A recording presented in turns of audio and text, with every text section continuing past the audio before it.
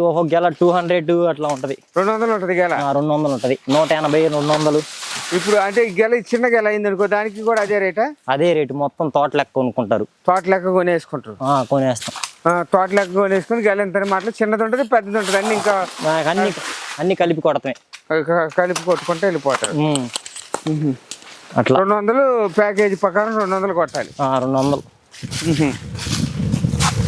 ఇది మంచి మార్కెట్ ఏదన్నా డౌన్ అయితే లాస్ట్ రైతు తోటి మాట్లాడుకొని ఓనర్ వాళ్ళిద్దరు మాట్లాడుకొని సెట్ చేసుకుంటారు. సెట్ చేసుకో. ఇది అయిపోయింది, ఇప్పుడు ఇంకా కాపొస్తుంది. ఇది ఇప్పుడు వస్తుంది స్టార్టింగ్. ఇది తినేకాయ. ఇది తినేకాయ. కర్పూరం. అది కర్పూరం. కర్పూరం.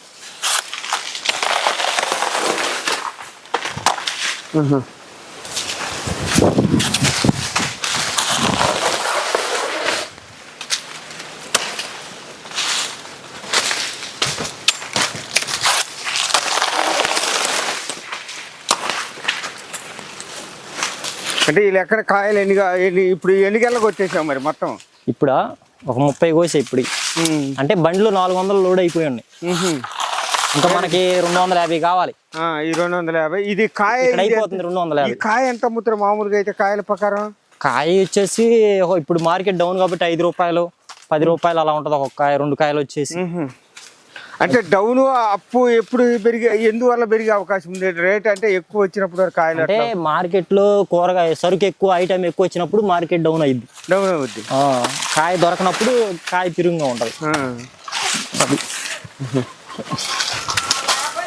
అదేంటి పువ్వు కోసేసావు? అది ఉంటే కాయ నీకు గెల తయారెక్క తొందరగా కనపడదు. లావు రాదు. ఆ పువ్వు తినేస్తుంది. ఆ పువ్వు తీసే తొందరగా లావు వస్తుంది. అట్లా. అదిగో అక్కడ కూడా ఉన్నట్టున్నాయి వరుసను.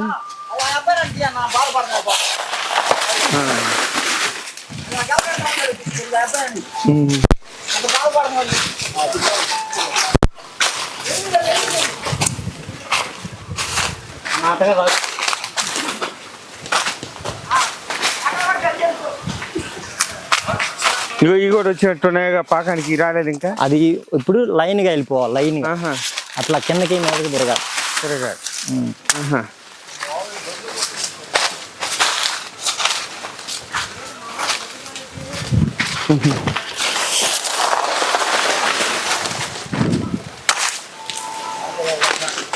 కట్టే వాళ్ళు కడుతుంటారు. ఎంతమంది కొడుతుంటారు?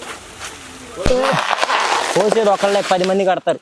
10 మంది కడతారు ఒకళ్ళు కోసేదానికి. 11 మంది కడుతున్నారు. 11 మంది కడుతుంటారు ఒక్కడికి కోస్తుంటే.